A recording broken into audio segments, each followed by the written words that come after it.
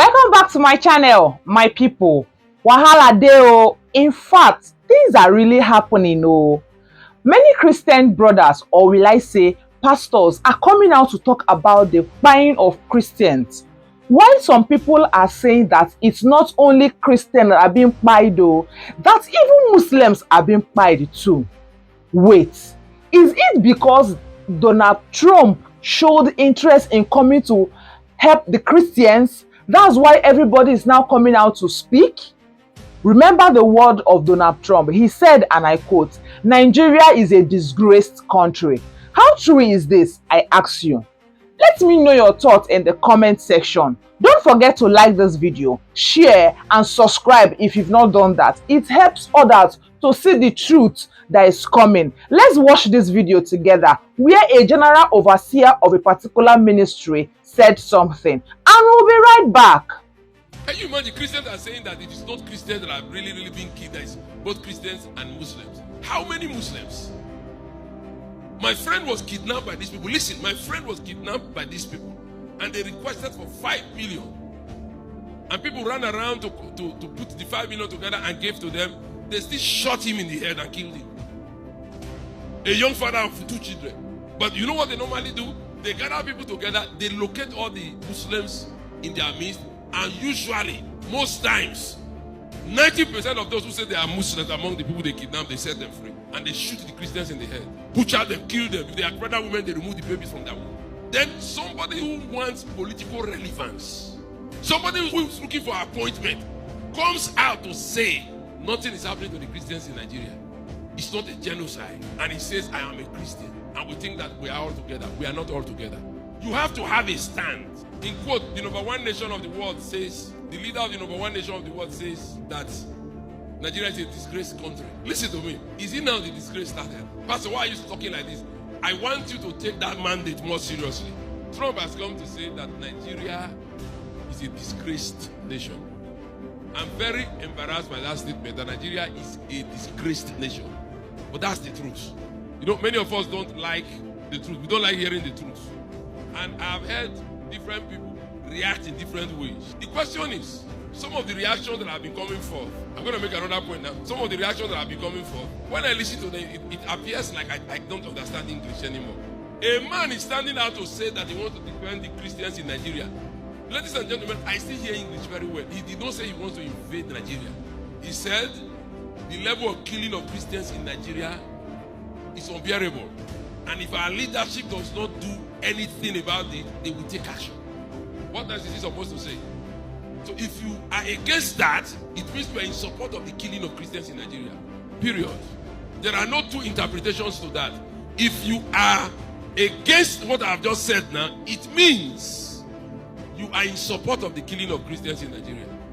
Somebody said if America tries it and invades Nigeria, he will make sure that all the American army that come here will die. Do you think they will come here with gun? Or do you think that America is still using MK-47? Have you ever watched the weapons they carry? Have you ever seen any in the past 10 years? Have you ever seen MK-47 in their weapon? The MK-47 that is panicking Nigerian army and whatever here. They have left that level since. And some people say, okay, they are coming because of our minerals. Do we have more oil wells than America? Why am I saying this? I want you to have a stand.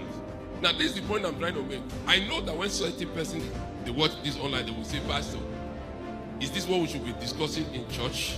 Yes, this is what we should be discussing in church. I am not a part of those who don't know what is right and what is wrong. I am not a part of those who will keep quiet when the church is being burnt. I'm not a part of those who will keep quiet.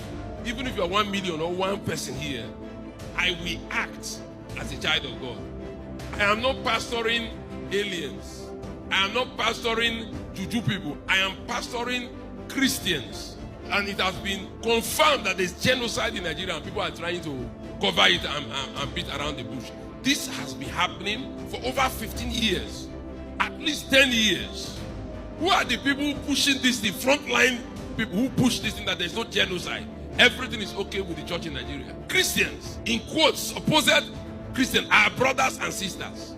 If somebody says something now that this government is very useless, this government is not good. And tomorrow the same person is saying that the government is perfect. It's a fruit that you need to look at.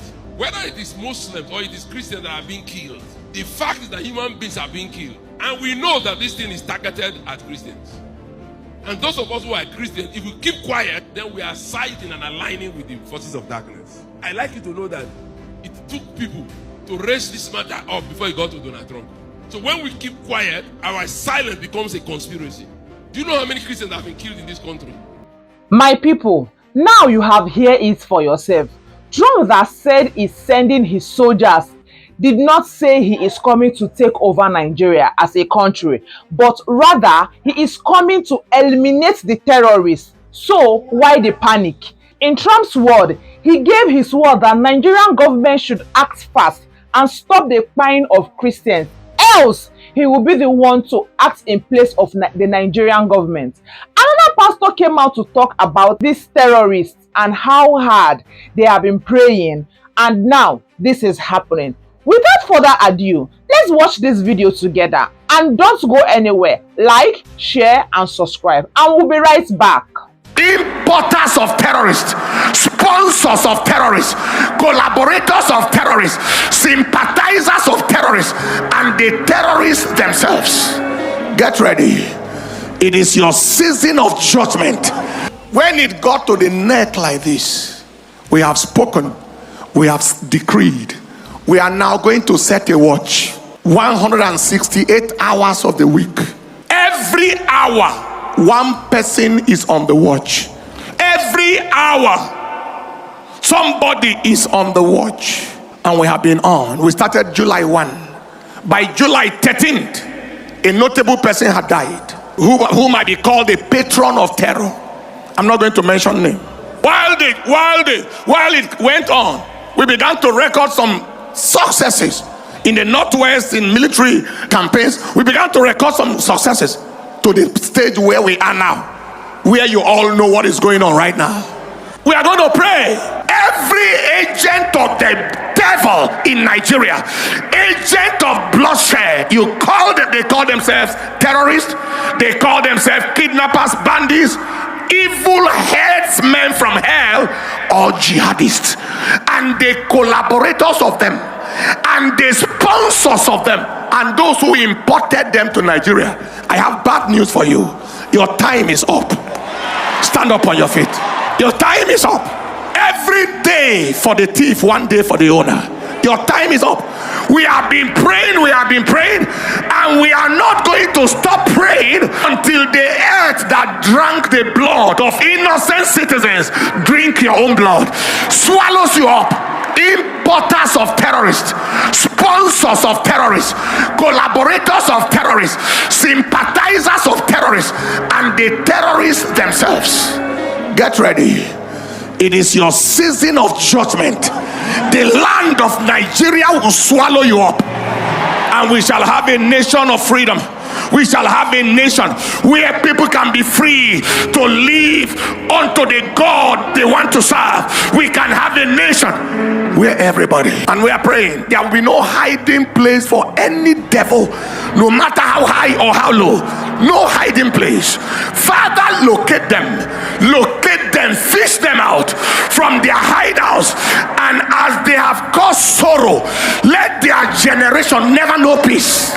My people, in case you don't know, prayer works. So this is a country that has been speaking, and the Christians praying about the killing of Christians for a very long time, and now this is happening. God is not asleep over the watch of this country, Nigeria. Speaking of which, Reverend Father Ezekiel has been missing, and his lines is not being reachable. Even before this happened, he said something. But before I play this video, please use 1 minute to hit the subscribe button, like this video, and drop your thoughts in the comment section. Let's watch this video together, and I'll be right back. Reverend Ezekiel Dashomon has been kidnapped. I want to send a message to our Muslim brothers. The comment I want to send to you is not the one who wear cap like Pastor Gentleman. No, my wear like this first. Hey, see, you know what I want you guys to understand there? The era you guys think that what you have You only have Muslim jihadists. It has passed. So this era, you guys are. You are so dumb that you have to think that the way you have been eating others, kidnapping others, and go scot-free, you will do it to Ezekiel Dashomo, Nothing will happen. This message is to the Muslim, Sultan of Sokoto, to all those sponsors of this Fulani, radical Fulanis. This message to you guys. The era you think you attack the Christian, go scot-free. That era has passed. Expect it back in return.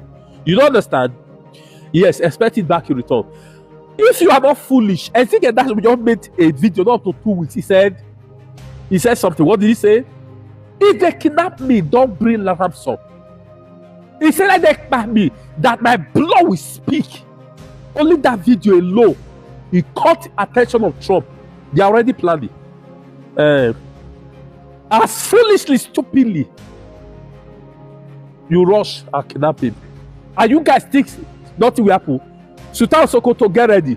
I myself, like I said, I've called Reverend Ezekiel Dashomo just before making this video to confirm his number is not going. Don't know whether I will be the next. But for me, I've already told my family, my members, if they kidnap me, nobody should contribute one of it. My grace will speak that will lead to Christian liberation. That day is coming. I'm just waiting for them. Even I will tell them, please keep me quickly, because nobody will be coming. And if they call home, they will tell them our daddy covenant last week that we should never pay a kobo. Please kill him, because my blood will be useful while I'm in the grave. We will fight to finish him. And I know Jesus has approved that for me. Now, do you think Trump should come to Nigeria and take the terrorists away, or do you think that the Nigerian government is still working towards it?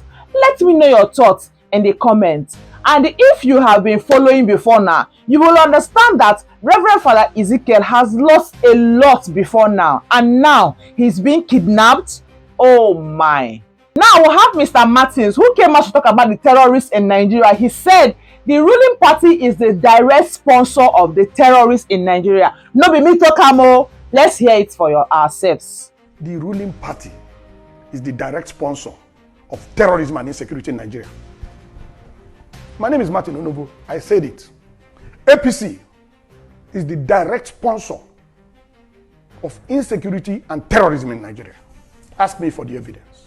We have it, the authority of retired Colonel Nyam, that the Fulani headsmen repelled in Ogoja were using Nigerian army rifles from the barracks in that vicinity, and that the soldiers came to collect the rifles back. Now, who is the commander-in-chief of the Nigerian Armed Forces? Has insecurity come to stay in Nigeria? Insecurity cannot come to stay. Insecurity has come to stay with the present government. And the present government cannot last forever. It will not last forever. So insecurity has not come to stay, unless you're talking about come to stay in the short term. Once you have a good government, these things will stop. Kawu Baraje Alhaji was a leading chieftain of the APC, and he has confessed that they imported the foreign mercenaries who have become bandits. He has confessed. How much more evidence do you need? He has confessed that they imported them for the elections. This is public. Why is the media not following up? Why are we not asking for accountability? So it seems very clear to me and to so many others. If you're in the public space, you hear people talking and pointing fingers. The ruling party is the direct sponsor of terrorism and insecurity in Nigeria. I just gave you confession of Kawu Baraje. That's number one. Number two, Miyetti Allah made a public statement that if you want peace in your state, don't call any meeting. Provide land for Fulanis in your state. Public statement. Miyetti Allah. Miyetti Allah is a collaborator with the ruling party. We had a report that the ruling party funded Miyetti Allah to the tune of 100 billion. I wasn't there when the payment was made, but that's in the public domain. We had an official report that the government of Nigeria was going to establish a radio station in collaboration with Miyetti Allah, where Fufude, the Fulani tribal dialect, will be the language of communication. Now, interestingly, you asked me for facts. We have it on the authority of the Ondo State government that the PRO of Miyetti Allah in Ondo State led the criminal suspect gang that killed Parafashoranti's daughter. That is on the authority of the Ondo State government.